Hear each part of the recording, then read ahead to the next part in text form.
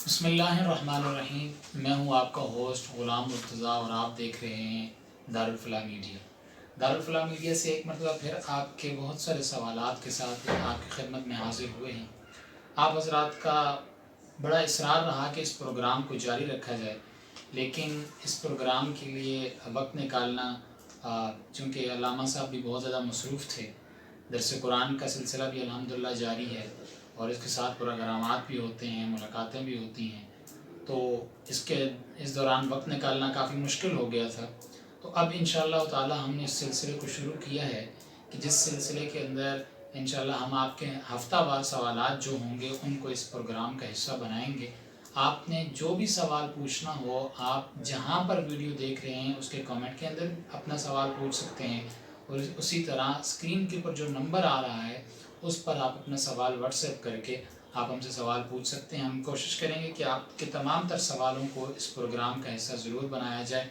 تو آج کا پروگرام شروع کرنے کے لیے ہم علامہ صاحب کی طرف چلتے ہیں۔ السلام علیکم وعلیکم السلام ورحمۃ اللہ وبرکاتہ۔ مولانا سید یہ ہے، اللہ کا بڑا احسان ہے۔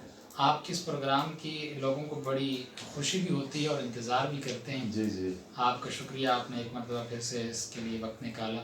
اللہ تعالیٰ آپ کو خوش و خرم رکھے۔ آمین۔ مولانا صاحب، ہمارا آج کا پہلا جو سوال ہے وہ سعید صاحب نے ایبٹ آباد سے پوچھا ہے۔ وہ کہتے ہیں کہ ایک شخص ہے جس نے اپنی بیوی کو طلاق دی ہے، لکھ کر بھی اور زبانی بھی اس نے اپنی بیوی کو طلاق دی ہے، اور اس کے بعد وہ اپنی اسی طلاق دی ہوئی بیوی کو لے کر دوسرے شہر کراچی میں چلا گیا ہے اور وہاں پر وہ اس کے ساتھ رہ رہا ہے۔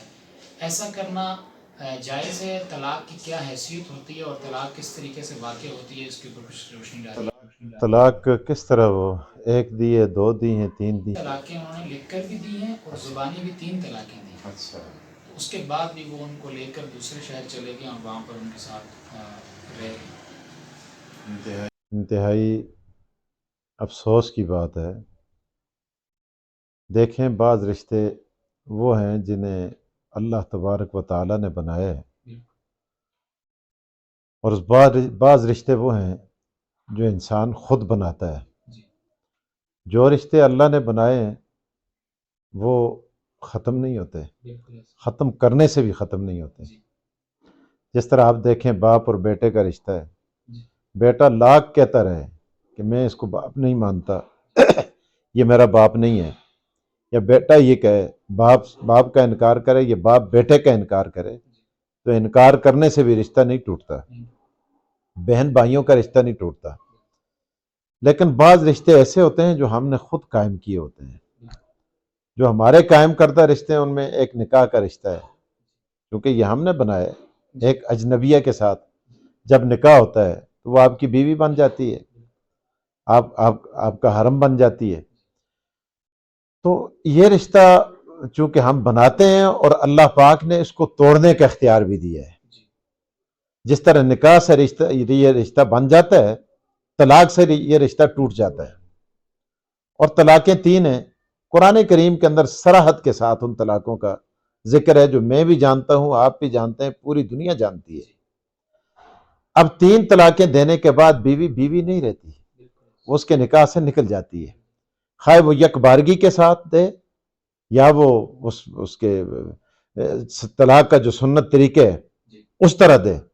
بعض لوگوں کو یہاں یہ مغالطہ بھی ہوتا ہے، جس طرح بہت سے لوگوں کو دھوکہ دیتے ہیں، اور اپنے مسلک اور اپنی جماعت کو بڑھانے کے لیے، وہ دھوکہ دینے کے لیے یہ کہتے ہیں او جی 3 طلاقیں تو واقعی نہیں ہوتی۔ یہ دیکھو حدیث کے اندر آتا ہے، حضور علیہ الصلوۃ والغضبان اور رسول اللہ صلی اللہ علیہ وسلم، حضور علیہ السلام غصے ہوئے، حضور کا چہرہ سرخ ہوا۔ تو بھائی غصے تب ہی ہوئے ہیں، ایک آدمی آیا، اس نے یک بارگی کے ساتھ 3 طلاقیں ایک ہی مرتبہ دے دی، تو حضور غصے ہوئے۔ غصے کیوں ہوئے؟ اگر طلاق واقع نہ ہوتی تو حضور غصہ نہ فرماتے۔ حضور کا غصہ فرمانا اور حضور کے اتنی شدت کے ساتھ اپنے مقام پہ کھڑے ہو جانا، اور اتنی سختی کے ساتھ اس کو روکنا اس چیز سے، اس بات کی دلیل ہے کہ یہ امر واقع ہو جاتا ہے۔ ورنہ رسول اللہ فرما دیتے کہ بھائی تو نے کیا، لیکن اس طرح کرنے سے واقع نہیں ہوتا اصل۔ تو بہرحال یہ طریقہ غلط ہے، اس طرح ہونا نہیں چاہیے۔ ہمارے قانون میں بھی یہ 3 طلاقیں ایک مرتبہ دینا یہ جائز نہیں ہے، لیکن ہو جاتی ہے نا تب بھی قانون بنانا پڑا ہے۔ اسلامی نظریاتی کونسل نے سفارشات پیش کی ہیں، قانون بنا ہے اس پر مواخذہ کیا جاتا ہے، تو واقع ہوتی ہے تب قانون بنا ہے نا. ایک چیز واقع نہیں ہوتی تو قانون کیسے بنے گا؟ واقع ہوتی تھی تب رسول اللہ صلی اللہ علیہ وسلم غصے ہوئے، واقع ہوتا تھا تب حدیث کے اندر یہ الفاظ موجود ہیں. تو بہرحال وہ لوگوں کو بیوقوف بنانے کے لیے، اپنی جماعت کو بڑھانے کے لیے، اس طرح کے لوگوں کو وہ اپنی جماعت کے اندر وہ شامل کرنے کے لیے، اپنے مسلک میں شامل کرنے کے لیے مکتب فکر، لیکن اس طرح اس سے ہوتا کچھ بھی نہیں. تو وہ اس قسم کی چیزیں لکھ کے لوگوں کو دے دیتے ہیں فتووں کی شکل میں. تو بہرحال 3 طلاقیں دینے کے بعد بیوی نکاح سے نکل جاتی ہے. دوبارہ اگر وہ آدمی اس کو رکھتا ہے تو یہ بالکل اس کا غلط طریقہ ہے. وہ اس کو بیوی دوبارہ نہیں بنا سکتا، حتیٰ تن کہ زوجا غیرہ، یہاں تک کہ وہ کسی اور سے نکاح کرے اور وہ اپنی مرضی سے اس کو چھوڑے، پھر وہ عدت گزارے. عدت گزارنے کے بعد، اس خاوند کی عدت گزارنے کے بعد دوبارہ اپنی راضی خوشی اس سے اگر اس کے نکاح میں آنا چاہے تو آ سکتی ہے، نہ آنا چاہے تو یہ جبراً اس کو لا نہیں سکتا. ایک طلاق رجی ہے، دوسری طلاق جو ہے اس کے بعد اس کو اختیار تھا کہ وہ اس کے ساتھ نکاح کرے. رجی کے اندر اختیار پھر بھی خاوند کے پاس رہتا ہے، عورت راضی ہو یا نہ ہو، رجوع کرے یا نہ کرے. خاوند جب رجوع کرے گا تو وہ اس کے عقد کے اندر آ جائے گی. دوسری طلاق جب دے گا تو وہ اب اختیار عورت کے پاس چلا گیا. اب یہ لاکھ راضی ہو، عورت کہے کہ بھائی میں نکاح تجھ سے کرنا ہی نہیں چاہتی، اب میں تجھ سے نکاح نہیں کرنا چاہتی، تو اس کی رضامندی کے بغیر نکاح نہیں کر سکتا. اب اس نے خود اپنے اختیار اٹھا کے اس کو دے دیا. اب جب تیسری طلاق دی تو دونوں سے وہ اختیار سلب ہو گیا، دونوں کا اختیار سلب ہو گیا. تو یہ چیز بالکل واضح ہے. اگر یہ شخص، یہ میرے بھائی نے ابتواد سے سوال کیا، تو یہ صحیح صاحب ہیں یا کوئی بھی ہیں، ان کو بالکل یہ سوچ لینا چاہیے. ان کو بتا دیں جس آدمی نے ایسا کیا ہے بالکل ناجائز کیا ہے. دوبارہ اگر وہ اپنی بیوی کے ساتھ رہ رہا ہے وہ بالکل حرام کاری کر رہا ہے. لوگوں کو چاہیے، معاشرے کو چاہیے، رشتہ داروں کو چاہیے کہ ایسے شخص کا مواخذہ کیا جائے، مقاطع کیا جائے، اس کو روکا جائے تاکہ آئندہ اس طرح کے کام معاشرے کے اندر نہ ہوں. تو مولانا صاحب جیسے بھی آپ نے عرض بھی کیا کہ فتویٰ لوگ لے لیتے ہیں، تو جو لوگ اپنے من چاہی فتویٰ لے لیتے ہیں یا جو فتویٰ دے دیتے ہیں، حقیقت کچھ اور ہوتی ہے، لیکن لوگ ایک فتویٰ لے کر اس کام کو کرنے لگ جاتے ہیں. تو کیا کسی فتوے سے کوئی حرام چیز حلال بھی ہوئی ہے، کوئی ناجائز کام جائز بھی ہوا ہے؟ دیکھیں کتنا اچھا سوال آپ نے فرمایا ہے. فتویٰ ایک آدمی اگر آ کے لیتا ہے، مثلا میرے بارے میں اگر کوئی آدمی یہ لکھے خدا نہ خواستہ کہ جی فلاں مولوی صاحب نے اپنی بیوی کو 3 طلاقیں دے دی ہیں اور کیا وہ اب اس کی بیوی رہی ہے یا نہیں رہی، تو ظاہر مفتی نیچے لکھے گا، مفتی نے لکھنا ہے کہ بھائی 3 طلاقیں اگر دے دی ہیں تو وہ یہ اس کی بیوی نہیں. مفتی بیچارے کو کیا پتہ ہے، مفتی کراچی میں بیٹھا ہوا ہے یا وہ منڈا گچھا میں بیٹھا ہوا ہے یا کشمیر میں بیٹھا ہوا ہے. مفتی بیچارے کو کیا پتہ ہے حقیقت حال کیا ہے. مفتی ہے نا، قاضی تو نہیں ہے. قاضی کا کام ہے چھان بین کرنا، مفتی کا کام ہے سوال کے مطابق فتویٰ صادر کرنا، جواب دے دینا. اب اگر یہ سوال ٹھیک ہے تو فتویٰ ٹھیک ہے. اگر سوال ہی مفتی سے آپ نے غلط کیا ہے، آپ نے سوال کے اندر اس چیز کو چھپایا ہے یا ہیر پھیر کی ہے، تو وہ سائل پر ہے، سائل ہیر پھیر کرتا ہے. تو جواب دینے والا تو سوال کو دیکھ کے جواب دیتا ہے، ایک بات.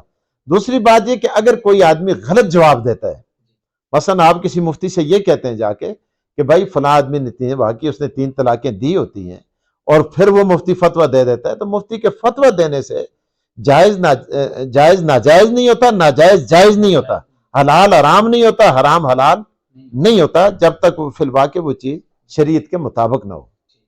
ایسا اکثر لوگ کر جاتے ہیں. ہم فتوے کے تو پیچھے نہیں جائیں گے، ہم تو شریعت کے پیچھے جائیں گے. میرے پاس دوسرا سوال ہے کشمیر سے، وادی نیلم سے سرفراز وہی پوچھتے ہیں کہ جمعے کے دن خطبے کی اذان کا جواب بھی جیسے ہم دوسری اذانوں کا جواب دیتے ہیں ایسے ہی دیا جاتا ہے یا ایسے دے سکتے ہیں؟ بالکل فقہ کی کتابوں میں لکھا ہوا ہے، میرے خیال سے در مختار میں بالکل وضاحت کے ساتھ یہ بات موجود ہے. نبی علیہ الصلوۃ والسلام کی حدیث ہے، جب امام آ جائے اذا خرج الامام، نہ آپ کلام کر سکتے ہیں نہیں آپ اذان کا جواب دے سکتے ہیں. امام خطبے کے لیے آ کے ممبر پہ بیٹھ گیا، اب اگر مؤذن اذان دیتا ہے تو اس اذان کا جواب نہیں دینا چاہیے. فتح جات کے اندر بھی یہ باتیں لکھی ہوئی ہیں. اس اذان کا جواب نہیں ہے، نماز کی اذان کا جواب آپ دیں گے اور اس کا بہت بڑا اجر ہے۔ سوال ہمارا دبئی سے بھائی عثمان صاحب پوچھتے ہیں کہ میں نے چند سال پہلے اپنے بیٹے کے لیے اپنے ماموں زاد سے اس کی بیٹی کے رشتے کی ایجاب و قبول کروایا تھا، تو اس کے بعد میرا کزن کہتا ہے کہ میں نے وہ جو ایجاب و قبول ہوا تھا وہ مذاق میں کہا تھا، کیا اس طریقے سے ایجاب و قبول کرنے سے نکاح ہو جاتا ہے یا نہیں ہوتا؟ دیکھیں حضور علیہ الصلوۃ والسلام کی حدیث ہے، میں پہلے حدیث سنا لوں پھر میں بعد میں اس پہ تبصرہ کرتا ہوں۔ ثلاثۃ جدہن جد و عزلہن جد، حضور کا فرمان ہے تین چیزوں کی حقیقت تو حقیقت ہے، حقیقت تو ہے ہی حقیقت، لیکن ان کا مذاق بھی حقیقت ہے، ان کا مذاق بھی حقیقت ہے۔ النکاح والطلاق والعتاق، نکاح اگر مذاقن بھی آپ نے کہا کہ جی میں نے اپنی بیٹی دو گواہوں کے سامنے میں نے آپ کے بیٹے کو دے دی، اس نے قبول کر لی، یا اس نے کہا کہ آپ نے بیٹی مجھے دے دی ہے، میرے بیٹے فلاں بیٹے کو دے دی ہے، اس نے کہا جی میں نے دے دی ہے، تو یہ دینے سے نکاح منعقد ہو گیا۔ یا کوئی عورت کہتی ہے، مذاقن بھی کہتی ہے، مذاق کے اندر بھی وہ کہہ رہی ہے کہ میں نے فلاں اپنے آپ کو فلاں شخص کے نکاح میں دے دیا دو گواہوں کے سامنے، وہ کہے میں نے قبول کر لیا، تو یہ منعقد ہو گیا۔ مذاق کے اندر طلاق دے دی بیوی کو، طلاق بھی واقع ہو جاتی ہے۔ مذاق کے اندر آپ نے کہا کہ غلام سے کہا کہ تو آزاد ہے، وہ آزاد ہو گیا۔ ان کی حقیقت تو ہے ہی حقیقت، لیکن ان کا مذاق بھی کیا ہے؟ حقیقت ہے۔ لہٰذا اگر اس کے کزن نے وہ اگر اس بات کا اقرار کرتے ہیں کہ میں نے مذاقن کہا تھا تو نکاح منعقد ہو گیا ہے، مذاقن بھی نکاح منعقد ہو جاتا ہے، طلاق ہو جاتی ہے، عتاق ہو جاتا ہے۔ ہمارے پاس ہے کینیڈا سے انور بھائی پوچھتے ہیں شوہر بیوی پر بغیر کسی گواہوں کے شک کی بنا پر زنا کی تہمت لگاتا ہے، کیا اس طریقے سے اس طرح تہمت لگانے سے نکاح باقی رہتا ہے یا نہیں رہتا؟ بالکل نکاح باقی رہتا ہے، اس شوہر کو توبہ کرنی چاہیے، بالکل شک کی بنا پر بیوی پہ تہمت نہیں لگانی چاہیے۔ اگر عدالت شریعہ ہو اور وہاں خاوند تہمت ثابت نہ کر سکے تو اس کو درے مارے جائیں گے، اس پر حد جو ہے وہ نافذ ہوگی کہ ایک خام خواہ بغیر کسی چیز کے تہمت لگانا یہ کوئی معمولی کام ہے؟ یہ تو بہت بہت بہت بڑی بات ہے اور بہت بڑا جرم ہے۔ نکاح تو دور کی بات ہے، یہ تو سزا کا مستحق ہے، اس کو تو سزا دی جائے گی۔ بالکل اس سے نکاح باطل نہیں ہوتا اس طرح کرنے سے۔ یہاں ہمارے ملک کے اندر بھی ایسا ہوتا ہے، زنا کی اگر نہیں ہے تو باقی چھوٹی موٹی جو تہمتیں ہیں وہ اکثر لگائی جاتی ہیں شوہروں کی طرف سے۔ یہ غلط ہے۔ حضور علیہ السلام نے فرمایا، یہ قرآن کریم کے اندر بھی ہے، مومن کے بارے میں اچھا گمان رکھنا چاہیے۔ ان بعض الظن اسم، بعض بدگمانیاں جو ہے وہ انسان کو گناہ کے اندر مبتلا کر دیتی ہیں، تو یہ چھوٹے چھوٹے شک شبہات اسی نے پورے معاشرے اور خاندان کو خراب کیا ہوا۔ جو تہمت کا ویسے ہی آپ نے شاید مذاق میں کیا، بالکل پتہ نہیں کیا گزری ہے، تو حضرات اس چیز کے اوپر جو ہے غور کریں کہ اس قسم کا کوئی بھی مذاق کسی سے نہ کیا جائے۔ اگلا سوال جو ہے ہمارے پاس قطر سے ہے، بھائی عبداللہ صاحب پوچھتے ہیں میری بیوی فوت ہو گئی ہے اور اس کا حق مہر جو تھا وہ 10 لاکھ روپے تھا، اور ہماری کوئی اولاد بھی نہیں ہے، جبکہ میری اس کے بیوی کی جو ہیں والدین زندہ ہیں، تو اب یہ جو حق مہر ہے یہ میں نے کس کو دینا ہے؟ کوئی مسجد میں دے دوں یا والدین کو دوں؟ بڑا زبردست سوال ہے۔ کتنا مہر ہے؟ 10 لاکھ روپے مہر ہے۔ اچھا 10 لاکھ روپے مہر ہے، دیا نہیں ہے بیوی کو؟ بیوی کو مہر دینا چاہیے زندگی میں، اگر نہیں دیں گے تو بڑا اچھا سوال کیا ہے۔ تو مرنے کے بعد وہ چونکہ اس کی وراثت کے اندر منتقل ہو جائے گا بیوی کی ورثاء میں، اب چونکہ اس کی اولاد نہیں ہے تو آدھا مہر جو ہے وہ خاوند کو جائے گا، کیونکہ بیوی کی وراثت سے مہر وراثت ہے نا، ترکہ اس کا رہ گئے، اولاد نہیں ہے، تو آدھے کا مالک خاوند 10 لاکھ ہے، 5 لاکھ خود رکھے اور 5 لاکھ اس کے والدین کو دے، یعنی 5 میں سے 2.5 سسر کو دے دے اور 2.5 جو ہے وہ ساس کو دے دے۔ ہاں اپنا 5 جو ہے وہ مسجد میں دیتا ہے، خیرات کرتا ہے یا خود کھاتا ہے یا وہ کرتا ہے، تو پرائے بچے خیراتی نہ کرے بلکہ اپنے بھی جو دے ہوئے۔ جی اچھا، اگلا سوال ہے ہمارے پاس بالاکوٹ سے، بھائی لطیف الرحمان صاحب پوچھتے ہیں کہ یہ امام حی کسے کہتے ہیں کیا امام حی کے علاوہ کسی اور کے لیے جنازہ اور نکاح پڑھانا جائز ہے؟ بالکل ناجائز ہے. امام حی وہ ہوتا ہے فقہی اصطلاح ہے, پتہ نہیں انہوں نے کسی مولوی صاحب سے سنا ہوگا. امام حی جو ہے وہ محلے کا امام, حی جو ہے محلے کا امام ہوتا ہے, اور اس کے بڑے اختیارات ہوتے ہیں, بڑے حقوق ہوتے ہیں, اور بڑی بڑی پاور ہوتی ہے جس کو لوگ سمجھتے ہی کچھ نہیں ہے. تو ولی کو چاہیے جو جنازے کا وارث ہے, تو وہ امام حی کے بغیر کسی اور سے جنازہ نہ پڑھوائے. آج بعض لوگ ہوتے ہیں نا, اپنے محلے کے امام کو چھوڑ کر باہر سے, مثلا میں کہیں چلا جاتا ہوں, دوسرے چلے جاتے ہیں, اور کوئی مولوی بڑا مولوی چلا گیا تو بس اس کو احسان چڑھانے کے لیے آگے کر دیا. یہ گناہگار ہوتا ہے ولی, جو جنازے کا وارث ہے وہ گناہگار ہوتا ہے.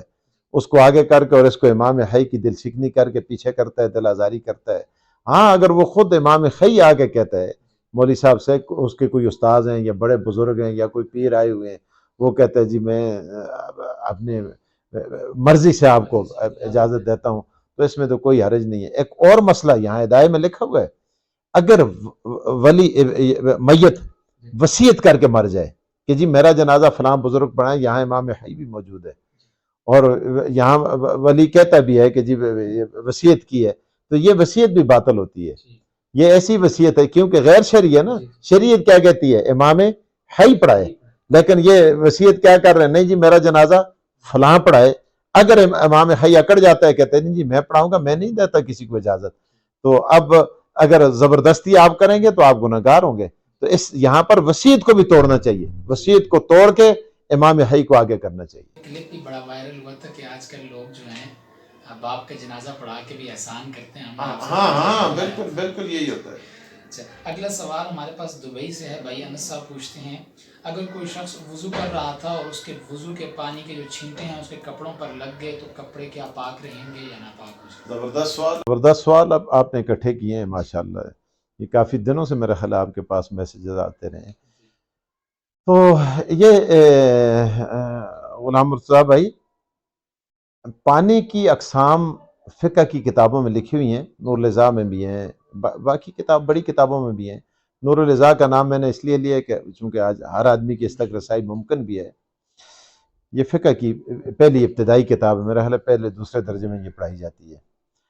تو وہاں بھی یہ لکھا ہوا ہے کہ ایک ہوتا ہے مائع مستعمل, ایک ہوتا ہے مائع مطلق. مائع مطلق یہ عام پانی ہے, تو مائع مستعمل وہ ہوتا ہے جو استعمال کیا ہوا پانی ہوتا ہے. مائع مستعمل کے متعلق یہ لکھا ہوا ہے کہ یہ طاہر ہے, مطہر نہیں ہے. خود تو پاک ہے لیکن پاک کرنے کی صلاحیت نہیں رکھتا. اب میں تھوڑی سی مثال دے کے اس کو واضح کر دینا. خود پاک ہے کیونکہ خود اگر یہ پانی, کسی کا وضو کیا ہوا پانی اٹھ کر اچھل کر اگر کسی کے ساتھ, جس کے ساتھ نجاست نہیں ہے لیکن وہ بعض دفعہ وضو آدمی کرتا ہے نجاست, تو وہ اٹھ کر اچھل کر اس کے چھینٹے جسم پر لگتے ہیں یا کپڑے پر لگتے ہیں, تو یہ خود پاک ہے. لیکن آپ کسی ناپاک کپڑے کو وضو کیے ہوئے پانی سے پاک کرنا چاہیں یا اس سے وضو یا غسل کرنا چاہیں, تو اس کے اندر پاک کرنے کی صلاحیت نہیں ہے. اگلا سوال ہے جبوڑی سے. بھائی عبدالقیوم صاحب پوچھتے ہیں کہ وفات والے دن میت کے گھر کھانا کھانا کیسا ہے؟ ماشاءاللہ جبوڑی کا نام سن کے دل خوش ہوا ہے, چونکہ میرا علاقہ ہے. وفات والے دن میت کے گھر کھانا کھانا بالکل ناجائز ہے. مقامی لوگ آج کل یہی ہوتا ہے, جہاں میت ہو جاتا ہے وہاں روٹی مسافروں کے لیے, جو باہر سے لوگ جاتے ہیں ان کے لیے ہوتی ہے. وہاں بستی والے جو لوگ اکٹھے ہو کے وہاں کھانا کھاتے ہیں, یہ بالکل ناجائز ہے, بدعت ہے, ناروا ہے, غیر اخلاقی, غیر شرعی یہ چیز ہے. یہ بستی والوں کو چاہیے کہ مل کے ان چیزوں کا خاتمہ کریں. ہاں بالکل, یہ بالکل نہیں کھانا. مسافروں کے لیے ہوتا ہے جن کے گھر دور ہوتے ہیں, وہ چلو اگر ان کو بھوک لگی ہے تو وہ وہاں کھانا کھائیں, وہ بھی گھر میں نہیں, دوسرے لوگ پکائیں. اگر میت کے ورثاء اس کے اندر شریک ہیں, مثلا کسی کا باپ مر گیا بیٹے کرتے ہیں, یہ تو بالکل ناجائز ہے. یہ تو قطعاً جائز نہیں ہے. دیگر ارد گرد جتنے رہنے والے ہیں یا دور کے رشتہ دار ہیں, ان کو چاہیے کہ وہ آنے والے مہمانوں کی ضیافت کریں, اور ذہن کے اندر یہ رکھ کر کریں. یہ دیکھیں آگے میں بڑی عجیب بات بتا رہا ہوں, بڑی خطرناک بات ہے. ذہن کے اندر یہ رکھ کر کریں کہ بھائی یہ ہم جو دے رہے ہیں یہ اللہ کے لیے دے رہے ہیں, بدلے کے لیے نہ کریں. ہاں احسان بھی نہ کریں, بدلے کے لیے بھی نہ کریں. آج بڑا المیہ یہ ہے کہ بدلے کے لیے یہ ساری روٹیاں کھائی جاتی ہیں، کھلائی جاتی ہیں، دی جاتی ہیں، دلائی جاتی ہیں، یہ بہت بڑا المیہ ہے۔ بلکہ کہا جاتا ہے اور جی ہم نے تو قیمہ دیا تھا، انہوں نے بھنڈی کیوں پکا کے دے دیے، ہم نے تو مرغ دیا تھا، انہوں نے دال کیوں پکا کے دے دیے۔ بھائی اگر مرغ کے بدلے مرغ کھاتے ہو یا پھر اس میں بڑھا کر ایک آدمی دیتا ہے تو یہ تو قرض میں اضافہ جو ہے یہ سود ہے، یہ تو سارے آپ سود خوری کر رہے ہیں، سود کھا رہے ہیں۔ اس پر علماء نے بڑی بڑی کتابیں بھی لکھی ہیں۔ کاش کہ یہ ہمارے معاشرے کے اندر ان کا نفاذ ہو جائے ان مسائل کا۔ علماء کرام کو چاہیے، مفتیان اعظام کو چاہیے، جو علاقے کی مقتدر شخصیات ہیں ان سے میں دس بستہ اپیل کرتا ہوں، وہ رات دن وہاں کے جو رؤساء ہیں، بااثر حضرات ہیں، رات دن کوشش کر کے اس چیز کا خاتمہ کریں۔ یہاں دیکھی جاتی ہے نا کہ اگر لوگوں کو یہ مسائل بتائے جائیں تو وہ کہتے ہیں بھائی صرف ہم ہی تو نہیں ہیں، پورا معاشرہ ہے اس گناہ کے اندر۔ بھائی ہم گھر سے آغاز کریں گے تو تب معاشرے میں وہ چیز اس چیز کو زیادہ پروموٹ کرنے گھر سے آغاز کریں گے، چیز چاہیے کہ وہ خود سے سٹارٹ کریں جی اس چیز کو۔ اگلا سوال ہمارے پاس ہے ایبٹ آباد سے ناصر جدون صاحب پوچھ رہے ہیں کہ جو شخص نماز میں قیام نہ کر سکتا ہو تو کیا کرسی پر بیٹھ کر نماز پڑھ سکتا ہے؟ ناصر جدون صاحب بڑے اچھے آدمی ہیں، مجھے ٹیلی فون بھی کرتے رہتے ہیں، سوالات پوچھتے رہتے ہیں۔ نماز کے اندر قیام فرض ہے، اور فقہائے کرام نے لکھا ہے، حدیث بھی ہے، آدمی اگر قیام پر قادر نہ ہو تو بیٹھ کے پڑھے، بیٹھ کے قادر نہ ہو تو لیٹ کے پڑھے۔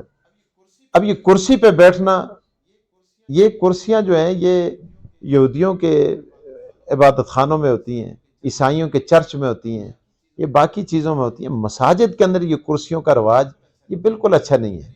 میری مسجد کے اندر بھی پہلے ایک کرسی ہوتی تھی، پھر دو ہوتی تھی، اب چونکہ برائی بڑھتی رہتی ہے، اب بڑھتے بڑھتے میرا خیال ہے 10 سے زیادہ تجاوز کر گئی ہیں۔ اب جو آدمی بھی آتا ہے وہ کرسی پہ بیٹھنا، یہ تو ہر آدمی کی خواہش ہوتی ہے، کرسی کا تو ہر آدمی طلبگار ہے۔ وہ مسجد میں آتا ہے، باقی نیچے بیٹھے ہوئے ہیں، یہ اکڑ کے اوپر بیٹھ جاتا ہے۔ بھائی اگر تم زانو تمہارے وہ فولڈ نہیں کر سکتے تو تم لیٹ کے پڑھو، ٹانگیں لمبی کر کے پڑھو۔ باقی کاموں میں تم بیٹھتے ہو، زمین پہ بیٹھتے ہو، اور کوئی حرج نہیں۔ تو نماز میں آ کر یہاں مسجد میں کرسی پہ ٹانگ پہ ٹانگ رکھ کے بیٹھ جاتے ہیں۔ اور بعض دفعہ ہم نے یہ بھی دیکھا، یہاں بھی یہ ہوتا ہے، ایک کرسی پیچھے رکھی ہوئی ہے، ایک آگے رکھی ہوئی ہے، اس پر ٹانگیں رکھی ہوئی ہیں۔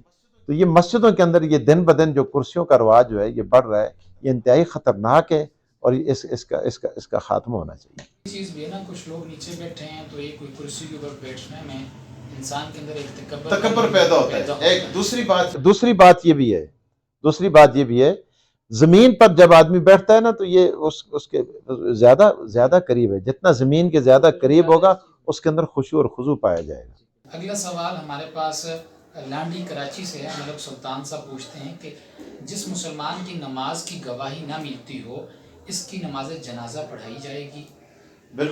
بالکل نماز جنازہ پڑھی جائے گی، ہر فاجر پر، ہر مسلمان پر، ہر فاسق پر آپ نماز جنازہ پڑھیں گے۔ میرے پاس موجود ہے بھائی سلیم تنولی صاحب پوچھتے ہیں کہ کیا پاگل کی طلاق واقع ہوگی؟ یہ اب حقیقت میں اگر وہ پاگل ہے، سمجھتا ہی نہیں ہے۔ بعض لوگ تو طلاق دے کے پاگل بن جاتے ہیں نا، پہلے طلاق دی نا، پھر یہاں بڑا ایک عجیب لطیفہ ہوا نا، میرے دل کو بڑی لگی یہ بات۔